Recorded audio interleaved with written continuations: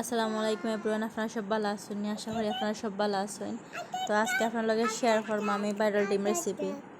তো আমি কিলাহান বানাইছি, ওটা আপনারা দেখবা লাস্ট পর্যন্ত। এটা অনেক মজা হয়েছিল, আমরা বাইরে যেরকম কিনে খাই এর থেকে ডাবল মজা হয়েছে। আপনারা একদিন ট্রাই করে দেখবা এই রেসিপিটা।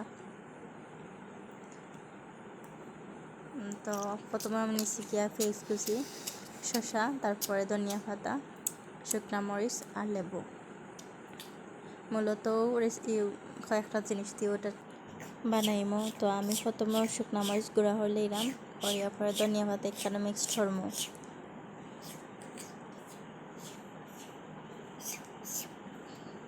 তো ধনিয়া পাতার শুকনা মরিচ মিক্সড করার পরে আমি পেঁয়াজগুলোটার লগে মিক্সড করলে ইরাম।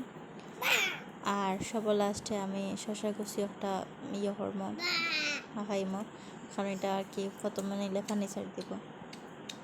তো ভালো করে মিক্সড হয়ে গেছে সবগুলো উপকরণ। এই পর্যায়ে এত মজার একটা স্মেল আইছে, আমি আপনারা বুঝাইতে পারতাম না।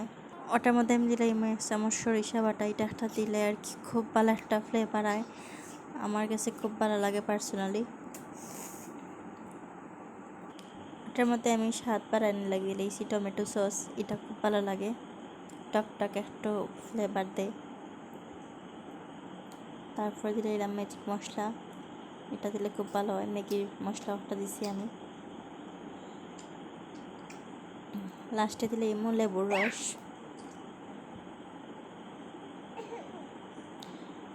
আপনারা যদি কেউ খাইছেন না, তারা এইভাবে ট্রাই করে দেখো, আসলে এটা খুব মজার একটা রেসিপি।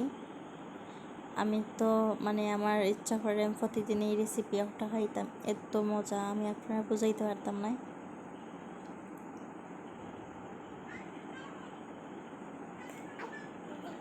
তো আমি ভালো করে মিক্সড করে লেছি সব উপকরণ।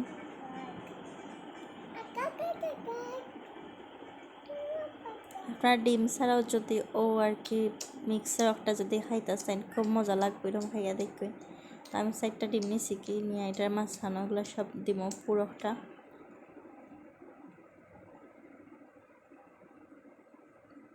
তো দেওয়া কমপ্লিট মোটামুটি।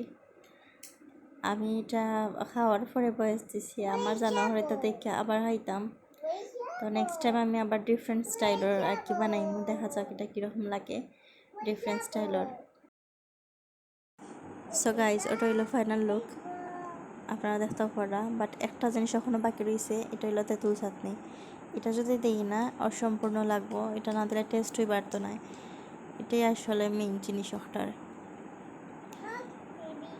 তো ওটা দেওয়া কমপ্লিট হয়ে নিলাম, এখন সার্ভ করবো। বিসমিল্লাহ, খাইয়া দেখি তো কেমন লাগে। এত মজা হয়েছে, আমি বোঝানোর মতো নাই। আমি তো একলাও 2টা খাই লিছি।